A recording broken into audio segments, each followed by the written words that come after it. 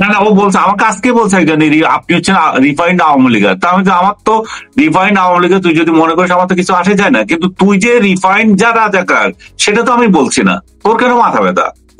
তো তাকে সমালোচনা করা আমার অধিকার আছে। ডক্টর ইউনূসের যদি আমি সমালোচনা করে থাকি সেটা আমার সাংবিধানিক অধিকার, সেটা আমার ব্যক্তিগত অধিকার, সেটা আমাকে রাষ্ট্র দিয়েছে। তুই কে? আমি সমালোচনা করবো কি না করবো তোর থেকে কেন আমি জেনে নিতে হবে? আমি যখন শেখ হাসিনার সমালোচনা করেছি তখন শেখ হাসিনা ক্ষমতায় ছিল, আমি করেছি। শেখ হাসিনা এখন ক্ষমতায় নাই, তার বোয়াতর্মী যদি কিছু থাকে সেই তারও সমালোচনা করবো, তার ভুল ত্রুটি থাকলে করবো। কিন্তু আমি শেখ হাসিনা তো এখন অপ্রাসঙ্গিক, আমি কেন তাকে টেনে আনবো বারবার? এখন তো প্রাসঙ্গিক ডক্টর ইউনূস, এবং আগামীতে যারা ক্ষমতায় যাবে তাদেরও আমরা সমালোচনা করব। এখন আমি যেটা বুঝি যে বাংলাদেশের বাঙ্গু, এরা আপনি এক অর্থে বলতে পারেন যে এরা মুক্তিযুদ্ধ বিরোধী। মুক্তিযুদ্ধ বিরোধী যে লোকগুলো, এরা যখন বঙ্গবন্ধু শব্দকে উচ্চারণ করবে, কেউ যদি মুক্তিযুদ্ধ নিয়ে কথা বলবে, ওরা ধরেই নিবে যে এটা আওয়ামী লীগ। এত মূর্খতা নিয়ে এরা এভাবে আছে, এবং এরা যে হুমকি দিচ্ছে যে আপনি তো আওয়ামী লীগের পক্ষে বলেছেন, আপনি আমি কোন সময় আওয়ামী লীগের পক্ষে কি বললাম যায় না? ইনক্লুসিভ ইলেকশন চাওয়াটা নাকি আওয়ামী লীগের পক্ষে বলা। আরে মূর্খরা, ইনক্লুসিভ ইলেকশনের কথা এই জন্য বলছি যে অন্তত তুই এরপর ইলেকশনে দেখবি যে ইনক্লুসিভ ইলেকশনের কথা কি বলে। আওয়ামী লীগের পক্ষে বললেই বাকি, এটা তো মানুষের স্বাধীনতা।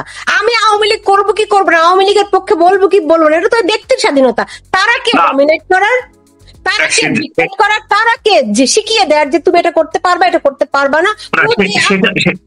না, সেটা আপনার একটা ভালো যুক্তি যে আওয়ামী লীগের পক্ষে বললো, ওরা বলার কে? কারণ তুই নিজে কে? তুই নিজে তো একটা দলের সাপোর্ট করছিস, তুমি তোমার মতো করো ভাই। Why you are bothering? তুই নিজে তো একটা দলের সাপোর্ট করছিস, তুই নিজে হয়তো রিফাইন্ড রাজাকার, তো তোদের সেটা নিয়ে তো আমার মাথা ব্যথা নাই। আমি আজ পর্যন্ত রিফাইন্ড রাজাকার, রিফাইন্ড রাজাকার, এটা ভালো বলছেন তো। না না, ও বলছে আমাকে আজকে বলছে একজন, আপনি হচ্ছেন রিফাইন্ড আওয়ামী লীগার। তার মানে আমার তো রিফাইন্ড আওয়ামী লীগের তুই যদি মনে করিস আমার তো কিছু আসে যায় না, কিন্তু তুই যে রিফাইন্ড যা রাজাকার সেটা তো আমি বলছি না, তোর কেন মাথা ব্যথা? বললাম আমি রিফাইন্ড আওয়ামী লীগার, কিন্তু কথা হচ্ছে যে আপনি যা না তা যদি আপনাকে যদি বলা হয়, এবং তখন আপনার গা জ্বলবে। আপনি মনে করেন যে আপনি বলেন যে আপনি আক্রমণ করেন, আক্রমণ না করবো কেন? আমি আওয়ামী লীগ কেন হতে যাব? আমার আমার আমার কথা যদি এখন সমালোচনা করছি সেটা যদি আওয়ামী লীগের পক্ষে যায়, তাহলে আওয়ামী লীগ হয়ে গেলাম আমি। তাই এখন এর জন্য এই সরকার যদি বিএনপি থাকতো, বিএনপি কে হটিয়ে আসতো, তাহলে এটা বিএনপির পক্ষে যেত। আমরা যখন 1-11 সরকারের সমালোচনা করেছিলাম সেটা তো বিএনপির পক্ষে গেছে, আওয়ামী লীগের পক্ষে গেছে। তো তখন কি ছিল?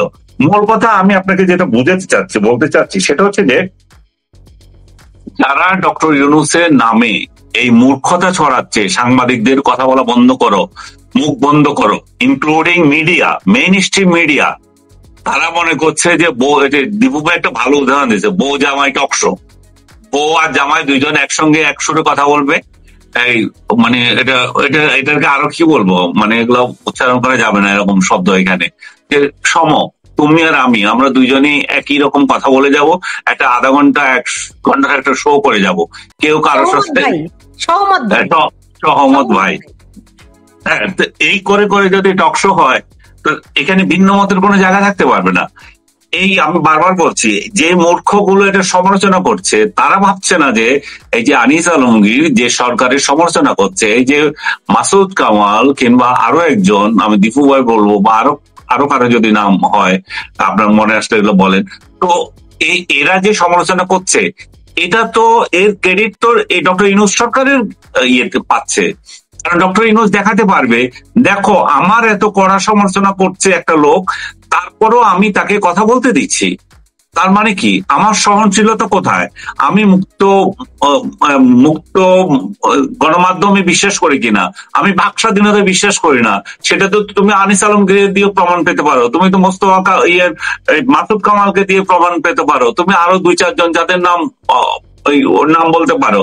তো তাহলে তোরা কেন সমালোচনা করছিস? তোদের কেন জ্বলতেছে ভাই? তোরা কোন এত প্রেমিক হয়ে গেছে ডক্টর ইউনূসে? ডক্টর ইউনূসকে তো সবাই আপনি তো আওয়ামী লীগ আমলেও আওয়ামী লীগের সমালোচনা করতেন, আপনার কি তখন কোনো এরকম কল্লা ফেলে দেওয়ার হুমকি দামকি পেতে হয়েছিল? কল্লা ফেলে দেওয়ার হুমকি দেয় নাই, কিন্তু ওরও বিশ্রী ভাবে আক্রমণ করতো, কারণ তারা তখন ক্ষমতায় ছিল, ক্ষমতার দম্ভ দেখাতো। আপনি সেটা বলছেন, ইভেন আওয়ামী লীগ ক্ষমতা থেকে যাওয়ার পর প্রথম 6 মাস, যে ডক্টর ইউনূসের 6 মাস যেদিন পূর্ণ হয়েছে সেদিন আমি এবং আব্দুল তুষার একটা টক শো করেছিলাম যে আমরা এখন ওনার সমালোচনা করতে পারি, কারণ 6 মাস আমরা ওনাকে দেখেছি। একজন শাসকের জন্য 6 মাস এনাফ টাইম। এটা আমার ইউটিউব চ্যানেলে আছে এই শোটা, যে আমরা এখন তার সমালোচনা করতে পারি, আমাদের একটা ভ্যালিড রিজন আছে। এর আগে আমরা সমালোচনা উনি করছে কিনা আমার খেয়াল নাই, পার্সোনালি আমি করি নাই। আমি কেন করি নাই, আমাকে যে আক্রমণ করতো এবং আমি যে শেখ হাসিনার সমালোচনা তখনও করছি যে ওনার স্টেপস গুলো ঠিক ছিল না, সেই কারণে জাতির এই পরিণতি হয়েছে, আওয়ামী লীগের এই পরিণতি হয়েছে, এবং এখনো পর্যন্ত তারা রিগ্রেট করে না, এখনো পর্যন্ত তাদের উপলব্ধি নাই যে তারা ভুল করেছে, এবং এখনো পর্যন্ত সেই চোর বাটপার গুলো শেখ হাসিনার দলে আছে, এগুলোকে উনি কিন্তু ত্যাগ করেন নাই। এগুলো যখন সমালোচনা করছি তখন এই আওয়ামী লীগের লোকেরা এখন আমার ওয়ালে এসে কিন্তু আমার অনেক প্রশংসা করে যে আপনি বঙ্গবন্ধুর কথা বলছেন, আপনি মুক্তিযুদ্ধের কথা বলছেন, কিন্তু আমি যখন ওদের দলের সমালোচনা করেছি তখন কিন্তু আমাকে বিশ্রী ভাষায় লাল বদর অমুক তমুক গালাগালি করেছে, এবং আমার সাথে দীর্ঘদিন ছিল ফ্রেন্ড লিস্টে সেরকম লোকরা আমার বিরুদ্ধে এমনও ফেসবুক স্ট্যাটাস লিখছে, এই সেই আনিস আলমগীর যাকে শেখ হাসিনা ফ্লট দিয়েছিল সে এখন আওয়ামী লীগের বিরুদ্ধে বলে, কিন্তু ডট ডট ডট। তো ওই মানে অমুকের পুত, শেখ হাসিনা আমলে প্লট পেয়েছিলেন নাকি? ওইটাই বলতেছি, ডট ডট ডট অমুকের পুত, যে প্লটটা কোথায় দিয়েছিল, ফ্ল্যাটটা কোথায় দিয়েছিল সেটা আমাকে একটু দেখা, তাহলে আমি প্লট পাই নাই। তারপরে তোদের নেত্রী যে চোর বাটপার কতগুলোকে নিয়ে দেশে বিদেশে ভ্রমণ করেছে, কোনোদিন দেখেছিলি তার পয়সায় তার ইয়েতে উঠে আমি বিদেশ ভ্রমণ করেছি? দেখছিস? কিংবা তোর অন্য দলেরও কেউ কি বলতে পারবে আপনি সরকারের এই অমুক সরকারের প্রধানের সাথে রাষ্ট্রীয় সফরে গিয়েছেন? আনিস আলমগীর তো সেটা করে না। তোরা গোলামের মেন্টালিটি নিয়ে জন্ম নিয়েছিস, তোদের গোলামি তোদের রক্তের মধ্যে আছে, তাই তোরা মনে করিস যে আমি তো গোলাম, ও বোধহয় গোলাম, ও কেন বা ও গোলাম নয় কেন, সেটাই তোর মাথা ব্যথা। তো আমি এটা বলতেছি যে আমি সরকারের খাই না পড়ি না, আমি প্রাইভেট পার্সন, আমার কোন ঠেকা পড়ছে সরকারের গুণগান গাওয়ার? আমার দরকার যে সাংবাদিক হিসাবে সরকার যদি ভুল ত্রুটি করে, কারণ তার সমালোচনা করব আমি, কারণ এই জন্যই করবো যে তার ভুল ত্রুটি আমার জীবনে প্রতিফলিত হচ্ছে, আমার রাষ্ট্রে প্রতিফলিত হচ্ছে, আমার আগামী প্রজন্মের জীবনে প্রতিফলিত হবে। তো তাকে সমালোচনা করা আমার অধিকার আছে। ডক্টর ইউনূসের যদি আমি সমালোচনা করে থাকি সেটা আমার সাংবিধানিক অধিকার, সেটা আমার ব্যক্তিগত অধিকার, সেটা আমাকে রাষ্ট্র দিয়েছে। তুই কে? আমি সমালোচনা করবো কি না করবো তোর থেকে কেন আমি জেনে নিতে হবে? আমি যখন শেখ হাসিনার সমালোচনা করেছি তখন শেখ হাসিনা ক্ষমতায় ছিল, আমি করেছি। শেখ হাসিনা এখন ক্ষমতায় নাই, তার বোয়াতর্মি যদি কিছু থাকে সেই তারও সমালোচনা করব, তার ভুল ত্রুটি থাকলে করবো, কিন্তু আমি শেখ হাসিনা তো কেন অপ্রাসঙ্গিক, আমি কেন তাকে টেনে আনবো বারবার? এখন তো প্রাসঙ্গিক ডক্টর ইউনূস, এবং আগামীতে যারা ক্ষমতায় যাবে তাদেরও আমরা সমালোচনা করব। এখন আমি যেটা বুঝি যে বাংলাদেশের বাঙ্গু জনতা এরাই হচ্ছে আসল শয়তান। এরাই বলে যে সাংবাদিকরা কথা বলতে পারছে না, এই গত 16 বছর কথা বলতে পারে নাই। তো কথা বলা মানে কি? কথা বলা মানে হচ্ছে শেখ হাসিনার গালাগালি করা, কথা বলা মানে বিদেশ থেকে বড় বড় লেকচার দিয়ে ইউনিভার্সিটি গালাগালি করা। কথা বলা মানে কি? কথা বলার মানে তো হচ্ছে সরকারের সমালোচনা করা। তো এবং কথা বলছে কেন, এখন কেন কথা বলছে, এবং ওকে জেলে দিয়ে দাও। তো এদের মানসিকতা পরিবর্তন কে করবে? ডক্টর ইউনূস তো আসলে এদের মানসিকতা পরিবর্তন করতে পারবে না, এরা তো ইনহেরিট ঝামেলায় আছে। আমি ডক্টর ইউনূসকে তো শুধু দায়ী করবো না এই জন্য যে উনি প্রিভেন্ট করছেন না, কারণ আমি মবের জন্য ওনাকে দায়ী করছি, কিন্তু এটাও তো সত্য, মব তো 3-4 দলেরই রয়ে গেছে, মব উনি কোন মবকে সামাল দেবেন? কিন্তু ওনার একটা নীতি প্রথম থেকে নেওয়া উচিত ছিল যে আমি কোন রকম মব সহ্য করবো না, ইনক্লুডিং 32। উনি 32 দিয়ে শুরু করে দিয়ে যেই ওইটা ওপেন করে দিয়েছেন, তাতে সবার এখন ক্ষমতা বেড়ে গেছে। সব টোকাই মনে করে যে ডক্টর ইউনূস তো আমার সরকার, আমার যা ইচ্ছা তা করতে পারবো। কিন্তু খুব ভালো লেগেছে যে ভেরি রিসেন্টলি আর্মি কতগুলো অ্যাকশন নিয়েছে।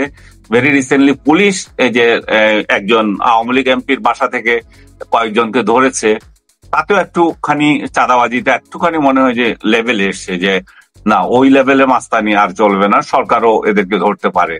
তো আমি সার্বিকভাবে বলবো যে আমি কথা বলার অধিকার সরকার থেকে আমার খর্ব হয়নি, কথা বলার অধিকার সরকার রাখুক, আমি তাদেরকে এটাই বলবো, এই জন্যই বলবো যে সরকার নিজেই এই সার্টিফিকেট বিক্রি করতে পারবে।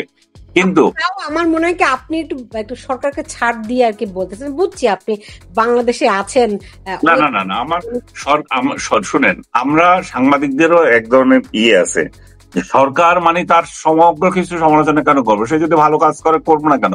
সরকার এই পর্যন্ত কোন না, না, মিডিয়াকে আনিস ভাই। বলেছে, না আমাকে শেষ আনিস করতে ভাই। দেন, সরকার এই পর্যন্ত কোন মিডিয়াকে বলেছে যে অমুক সাংবাদিকদের চাকরিচ্যুত করো? সরকার এই নওয়াব কয়দিন আগে একটা স্টেটমেন্ট দিয়েছে এটা কি যে সরকার এতজন কোনোদিনও বলে নাকি? আনিস ভাই আপনি কি কথা বলতেছেন? এটা সরকার কি কোনোদিনও বলে যে আনিস আলমগীর বা সুলতানা রহমানকে চাকরিচ্যুত করো? এটা কি সরকার কোনোদিনও বলে বলে?